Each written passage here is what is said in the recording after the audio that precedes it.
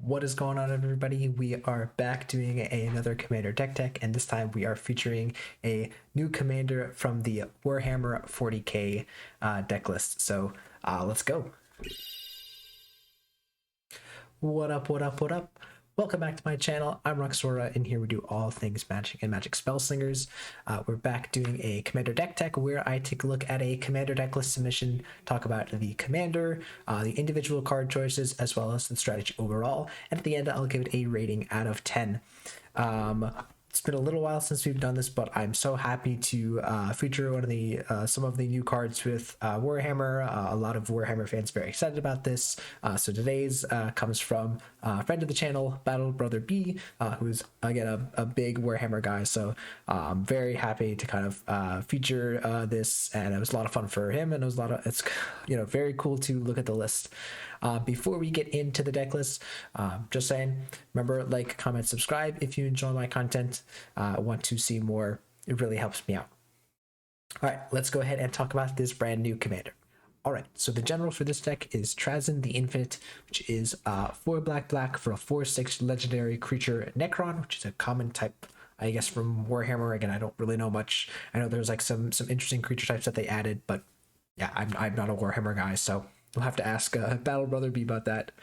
But it's 4/6 touch and has Prismatic Gallery, which is as long as Trazyn, the Infinite, is on the battlefield, it has all activated abilities of all artifacts in your graveyard. So immediately, this is very, very similar to another card that we've seen in Necrotic Ooze, which has been known to do a lot of different creature combos. You just dump a bunch of stuff in your yard, enough so that Necrotic Ooze has some sort of combination of abilities that lets it go infinite. And Trazyn does the same thing, but with artifacts. So it's very interesting to see how this is going to work. Outside of those combos, it's not particularly strong, right? It's just 6 mana for a 4/6 death touch. Not very good, but yeah, it all is in the Prismatic Gallery. It's all about that. So let's go ahead and showcase the deck list here. All right, so here is the deck list. Some caveats before we go ahead and get started. This deck is a combo deck, so if you're not looking for a combo deck, sorry, apologies. If your playing group doesn't like those, no worries. But that's what this is, and it's not trying to be anything else. Similarly, it is attempting to be on the level of CEDH. It's unclear at the moment, and because there hasn't been a lot of playtesting with this, this is kind of just a general concept. It's unclear whether it actually reaches that level. Again, it's trying to be as competitive as possible. No budget considerations. You see things like Jeweled Lotus, Basalt Monolith, and things like that. Does it have Grim Monolith? Yeah, Grim Monolith, right? So like, there's no budget restrictions here. There's no friendliness going on. It's trying to be as competitive as possible. So keep that in mind. Again, is this going to be the new top tier CDH deck? Probably not, but yes. So, first of all, I had Battle Brother B make a little primer here for us. Very much appreciated. Again, guys, if you are submitting deck lists that have some complicated stuff in them, please submit it with a primer. That would do me a big solid, so I don't have to comb through the deck and figure out how your deck works.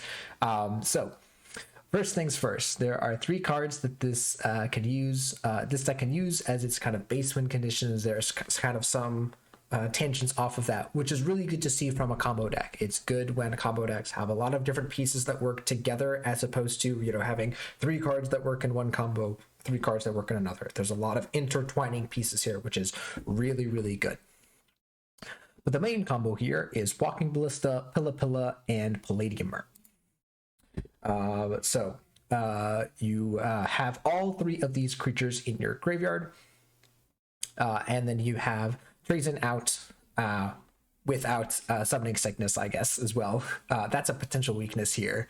I might also add is that because Trazyn is a creature, it is affected by Summoning Sickness, so it can't just come down and do the combo. But yeah, so you add two colorless mana from Palladiumer. You use that to activate the ability of Pilla, to pay 2 mana, untap it, and then add 1 mana of any color to your mana pool. So that right there is an infinite mana generation right there. So you have infinite mana. Once you have Walking Ballista in your graveyard as well, you can spend that infinite mana to put a bunch of counters on it, and there you obviously do the Walking Ballista thing of shooting the table. So quick 1-2-3 combo, right? But really, the main thing there is noting that any artifact that produces 2 mana plus some sort of 2 mana untap generation, like Pilla Pilla, there's another one in here that I'll mention, is going to be that kind of loop. So they mentioned here Palladium Burr. Now note that also Palladium Burr doesn't have to be, sorry, again, as I said, it can be anything. So there's Mana Crypt in here, Mana Vault, Basalt Monolith, all of these things. And we mentioned Grim Monolith, right? So those all of those work this exactly the same to generate infinite mana with Pilla Pilla. The other way, let's go over, there's some extra stuff that you can do here, or like, you know, how do you win? Let's say you don't have Walking Ballista, right? This is the good thing. We have Retrofitter Foundry to make infinite 4/4s. Staff of Domination draws your deck. You know, you kind of see how it goes. Any kind of mana sink. Staff of Nin is very similar. So once you generate infinite mana, you can use the activated ability to deal 1 damage. Then again, using your infinite mana, untap it with Pilla Pilla and rinse and repeat. The other replacement for Pilla Pilla is this Farmstead Gleaner, but there's a caveat here in that the Farmstead Gleaner here does not actually make infinite mana with the 2 mana rock. It just puts infinite counters on it. So if you have, if you have infinite, activations of the Gleaner here, plus Walking Ballista, it's a win. You also run Triskelion in the deck, so again, that's the same. So that's still a win, right? That's another combo. The exception here is that it does produce extra infinite mana if you have something that produces 3 mana, like Mana Vault or Basalt Monolith.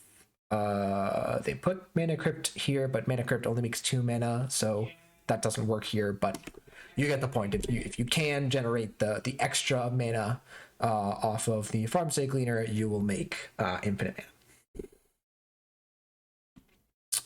Right, so that's kind of the main combos in terms of the Trazyn combo. There's also the KCI combo as kind of a backup artifact combo here.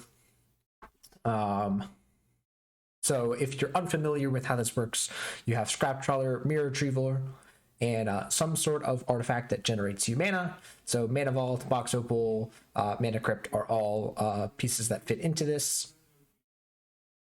If you have KCI on the field or in your graveyard, by the way, because again, that is another big positive for Trazyn, you can then use all of these cards in tandem. So you cast all these cards, you sack all of them at once because of the rules about casting spells. And when you do that, Scrap Trawler will get back Mirror Retriever will get back Scrap Trawler, and Mirror Retriever's Scrap Trawler trigger, as well as I think Scrap Trawler itself. Sorry, Scrap Trawler will get back Mirror Retriever. Mirror Retriever will die and trigger both Scrap Trawler and itself to get you back Scrap Trawler plus one of these artifacts. And if you do that, you're up on mana. So this itself will generate infinite mana. You can do all of the infinite mana things, right? But you can also do things with Blood Artist or Disciple of the Vault, as they mention here. So this is just another nice combo going on here. And these cards like Scrap Trawler, Mirror Retriever, these are cards that you're already going to play. KCI is already a card you're going to play. Mox Opal, Mana Crypt, Mana Vault, these are all cards that are already going to be in your deck. You know, KCI might not be the best card by itself, right? But like, or also like Scrap Trawler might not be the superb card itself. I guess it does. It is recursion, right? So, and it does. You know, if your Trazyn happens to die, you know, you get something back. So, you know, there are things that these cards aren't dead. They do things, right? Whereas Pilla Pilla, you know, doesn't do much on its own if you cast it.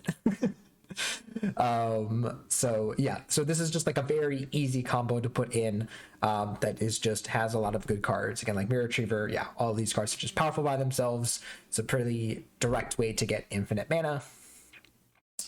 So yeah, I like this inclusion in the deck. I think I was recommending that. Then we have the Mesmeric Basalt Monolith combo, which, if you're unfamiliar with, Mesmeric Orb is the artifact that says whenever a permanent becomes untapped, the controller mills a card, and then with Basalt Monolith, you can technically tap and untap it. And this is, you're allowed to do, by the way, because it is putting a trigger onto the stack. So, you know, in a normal case, you wouldn't be able to tap and untap Basalt Monolith because it doesn't advance the game state. Here it actually does, and you can mill your library infinitely. So all you need to do is cast Trazyn, cast Mesmeric Orb while Basalt Monolith is either out or in your graveyard. You generate, you tap and untap Basalt Monolith infinitely, mill your deck, and then you have right there the ability to do all your things. So really, really like the inclusion of this. Mesmeric Orb, not the best card to have out, but it is tutorable, and you know, you have lots of tutors in your deck and you can still do it. So yeah. Already mentioned Staff. You can use the mana sink. This is, yeah.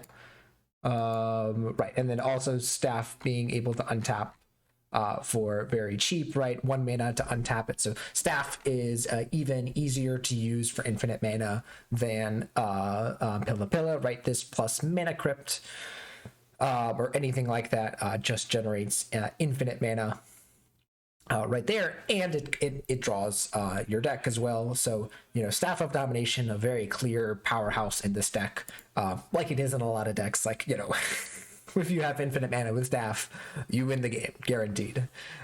So yeah, that's a pretty obvious one. I kind of like that this is at the bottom here because it's kind of like a non-factor. Obviously Staff is going to be really good here, so it doesn't make it any less good. It's just, you know, and interesting. It's just very, very clear and obvious. The last combo here, the last two combos here are a little more niche. They're more what I would call cute rather than fun. So we've got Soul of New Phyrexia plus the Nevin Jarl's Dix. Nevin, I never know how to pronounce this card. Nevin Rawls. There we go. I never pronounce this card because I don't really see it anymore. Not really a common card in some of my play groups. But here you activate the ability to give all your stuff indestructible. You do the disc, destroy everything except for lands, right? Planeswalkers and some other things. Yeah, then you're good. You know, this combo is not like super strong, but in a pinch it might do something. I don't really think either of these cards are particularly good on their own, but yeah, I guess if there's like something that's like stopping you from winning the game, maybe you do this at first after you've generated infinite mana, and you know, then you can win. I don't know in what situation that would happen, but you know, I guess if you need this, you want it. So I don't think you really want to be casting Soul of New Phyrexia, but I guess. In any case, the other one here is a lot more relevant. Is Karn the Great Creator plus Mycos and Platis. Karn here, you know, turning off activated abilities, of artifacts. Mycos and Platis, turning everything on the field and everything that isn't in the battlefield and permanents into all spells that aren't on the battlefield and permanents or colors, are colorless, and then all permanents are artifacts in addition to their other types. So what this does essentially is it turns off anything that would generate mana. Lands get turned off, artifacts obviously are already turned off. No one can use any type of activated ability. This does not specify mana ability is the point. So it just makes it so that your opponents can't play cards. Now, note, like here it says your opponent can't do anything. That does not include stuff that is already on the board. They are allowed to attack. They are allowed to hit Karn. But yes, they aren't allowed to do any type of activated ability. Static abilities, passive abilities, right? Those still happen. So triggered abilities, whatever you want to call them, right? All of those things still happen. So yes, it is very, very strong in that your opponents basically can't cast spells or take activated abilities for the rest of the game. But yeah, it doesn't literally mean your opponent can still generate mana from Simian Spirit Guide and stuff like that. So there are ways to get around this, but it can still be quite a substantial lock piece. All right, so let's go over the actual deck now that we've seen everything going on here. Let's just go down the line here. So we mentioned Karn. We've got the payoffs for the death creatures here. We talked about the Farmstead Gleaner. Kodotha Formaster really strong here because sacrificing artifacts is not a cost because we want some of them in the graveyard for Trazyn. And getting to search up whatever we need is really nice. Mindless Automaton is another payoff for putting infinite counters on it. You do the infinite counters, you draw your deck, and you can also discard some key cards for Trazyn. So mentioned that. You mentioned Mirror Retriever, Opposition Agent here being a good hoser for your opponents. If they try and search, you get to search, and it's really good. That's kind of an auto include for a lot of black decks. Here, Patchwork Gnomes is meant to be put in the yard for Trazyn. Discard a card to regenerate it. Pretty nice. Again, we don't typically care about the tapping part of it because we're going to be infinitely tapping and untapping it. And this is here if our opponent has some kind of removal. I mentioned Pillow, Scrap Trawler, all these things. Scrapyard Recombiner searches for a construct. There's a lot of really, really, really good constructs in this deck. I think there's like a bunch. I don't want to say all of our artifacts are constructs, but like Forge Master, Automaton, let's see, Scrap Trawler, Triskelion, and Walking Ballista are all constructs, so that's pretty strong. And then also sacrificing an artifact once again is not always a downside, so that's pretty cool. We mentioned Soul, we mentioned Triskelion. Violent Entomber here is just a cheaper copy of Entomb. I don't want to say it's like weak, but it's kind of expensive for what it is, but I guess it's better than Demonic Tutor since you actually want to put the stuff into your graveyard as opposed to into your hand. We mentioned Walking Ballista. The sorcery here are all kind of utility cards. Buried Alive, that should be pretty self-explanatory. Demonic Tutor, self-explanatory here. Debir Machinations, searching for a lot of key pieces here in Scrap Trawler and Farmstead Glean. So I like that. There's also, look at the top 3 cards of your opponent's library, remove any of them from the game.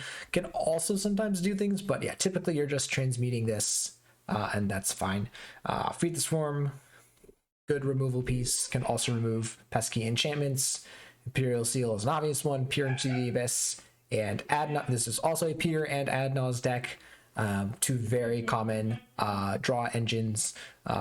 I don't even call them engines, just insane draw cards in CEDH. So making use of that.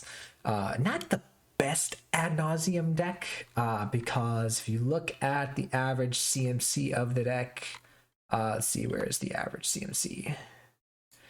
Is 1.6. Oh, sorry, and 2.5 without lands. Not the best. Most typically try and stick to like 1.2 or 1.4, I believe. Again, it's not the worst, but like, yeah, hitting something like Violent Tumor or Triskelion or Soul of New Phyrexia, not gonna feel too good.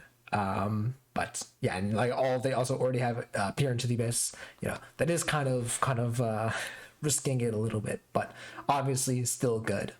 And Pier is different. Pier is just that's going to be insane in this deck. Unmarked Grave, nice addition here. Again, we don't care about legendary creatures, so yep, Yawgmoth's Will should be an obvious one. In the instance, we've got a couple of more tutors, interaction pieces, and rituals. So we've got Cabal Ritual, Dark Ritual, Deadly Relic is an auto include. Defile here is an interesting one for a mono black deck, but seems fine. Entomb is an obvious one. Go for the Throat. So I think here they just kind of decided to choose some of these cards because these are in the Warhammer deck, and they look nice. You know, they've got cool art. So even if these aren't the best removal pieces, still good. So yeah, I don't know if I would include all of this creature removal. Doesn't seem that good, especially in the CEDH meta. But yeah, I also got Heartless Act, Infernal Grasp, Slaughter Pact is fine, Snuff Out's fine. Yeah, I just don't think like Heartless Act, Go for the Throat, and Defile are really needed here. Personally, and Infernal Grasp, like none of those are particularly strong. And then of course Vamp Tutor. All right, and then we've got 26 artifacts. That should be pretty obvious. So we've got a bunch of, it's actually more again because of all of the artifact creatures over here, but 26 artifacts otherwise. Reservoir being a nice win condition. Arcane Signet, Basalt Monolith, Chromox, these are obvious. These are all kind of staple artifact mana. Flower Stone, Grim Monolith, obvious ones. Hedron Archive here, a little weak. Again, we see a Warhammer 40k. I guess you can, you know, kind of make mana with it, sacrifice it, and then you still have a artifact that generates 2 mana for Trazyn. You mentioned Jewel Lotus. That's an obvious one. That's like insane with Trazyn because Trazyn's pretty expensive, and Jewel Lotus getting to cast it 3 turns earlier is awesome. You mentioned KCI. Lightning Greaves is a nice one to have on the battlefield for your Trazyn. Hey, remember when I said this wasn't budget? There's a Lion's Eye Diamond in the deck. Lion's Eye Diamond is a broken magic card that is really, really good. So you can just like sack it, discard your hand, put a bunch of your really powerful combo pieces into your yard and cast Trazyn, and then you could just like win the next turn. Really, really nice. Mentioned Mana Crypt, Mana Vault, we mentioned all these cards, Mesmeric Orb, Mox Diamond, Mox Opal, Micah's Lattice. Obvious ones. Excuse me. Mystic Forge is a little bit of an odd one. This allows you to cast the top card of your deck if it's an artifact or a colorless card. So you can obviously see like this is just a nice draw engine for the deck. Again, over half of the deck is artifacts. And if they're not an artifact, you can pay 1 life and ditch the top card, and that will hopefully be another artifact. Talked about the disc, Nihil Spellbomb just being a nice thing to interrupt or disrupt graveyards. You can sometimes draw cards with it. Null Brooch here is an interesting card since, again, you don't really mind not having a hand if you have Trazyn out. And then you can just do this over and over to counter anything that might kill your Trazyn. Little weird. I don't think I've ever seen this card in action, so it's hard for me to comment on this. Obviously, like, it's not a good card in most cases, but it's potentially useful in Trazyn. And I do like seeing a unique card, so again, assuming that it's good, I'm all for it. We mentioned Retrofitter Foundry. Of course, you've got Soul Ring here, Staff of Domination, Staff of Din. These are all obvious. Swiftfoot Boots here, also a nice protection, similar to Swiftfoot Boots, or sorry, Lightning Greaves. We've got 2 enchantments here. One of those is a spicy meatball, as they say. This is Out of the Tomb.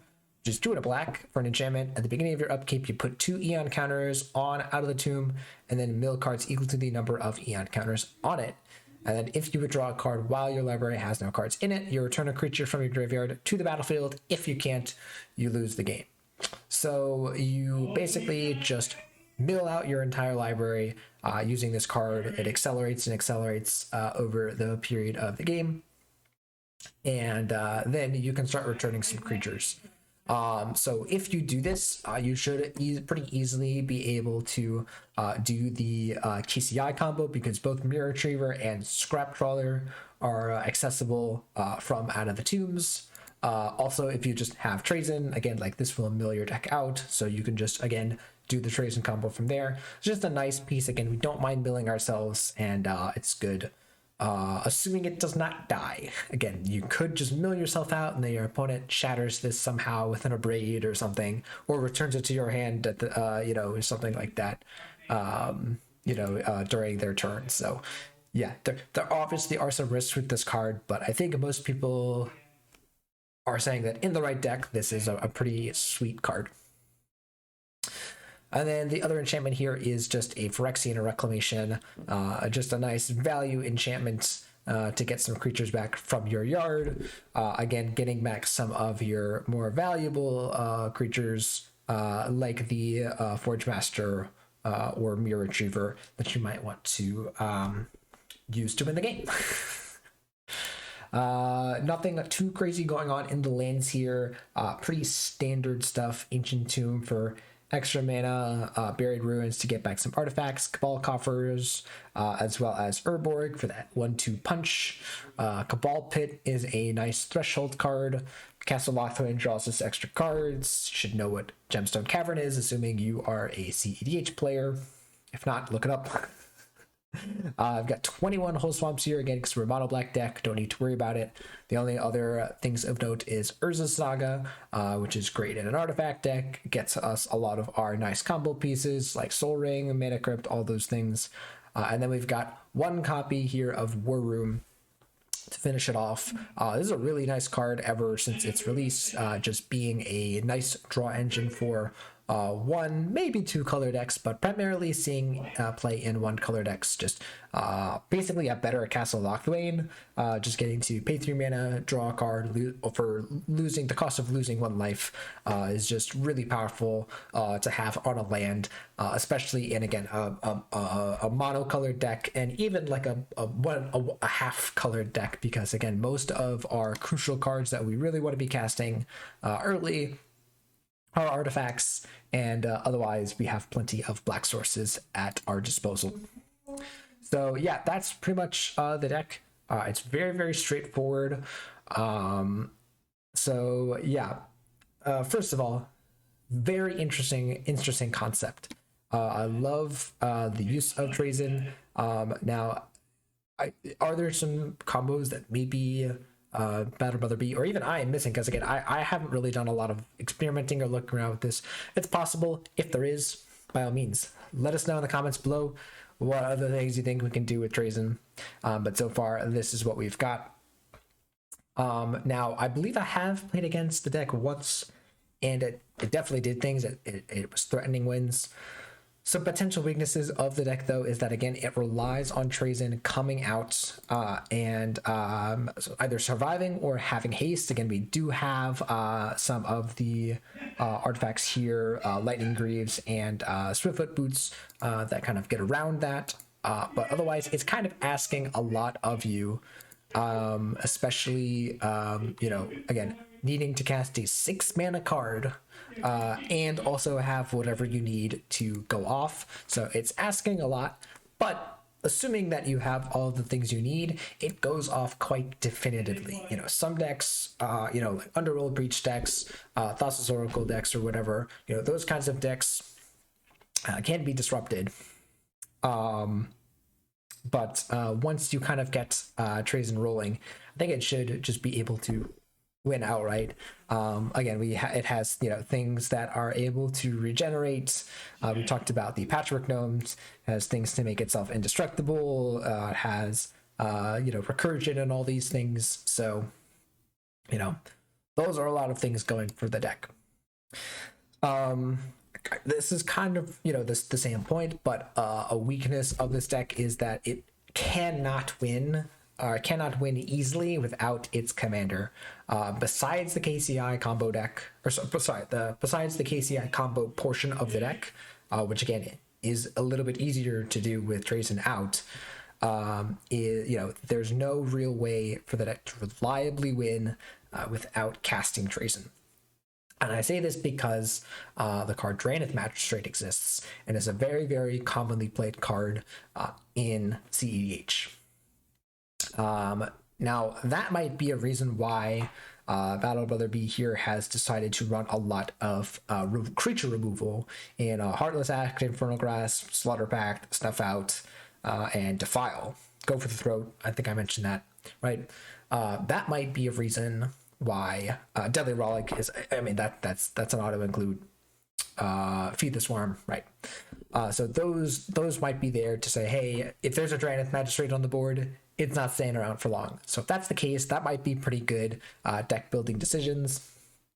There's also things like Collector Oof, right? And that kind of stops all of these things. So yeah, definitely makes sense to play as many stuff to remove those hate cards as efficiently as possible. So now that I'm thinking about it, I think that's actually pretty good. There's a lot of tools here, or at least the best tools that Mono Black has to offer. You have to think about the fact that you are very limited in your card pool because of being monocolored and also having to be an artifact deck that is relying on Trazyn to win here. So yeah, I think given all of the restrictions here, I think this is, again, a very good place to start. Obviously, Battle Brother B here might play the deck, figure out some weaknesses here. So, do that as you may. That being said, what would I give this deck out of 10?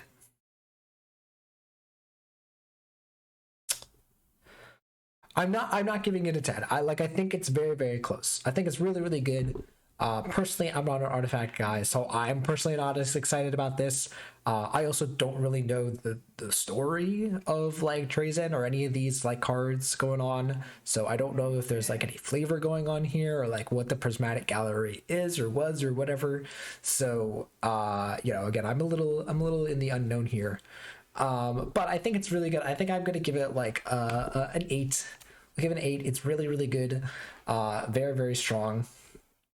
So, and what actually, I think another thing that's really giving me a benefit here is I wasn't even paying attention before. I just kind of noticed this a moment ago. It's only $3,000. Now, a lot of you are hearing that and going, only $3,000? What are you talking about?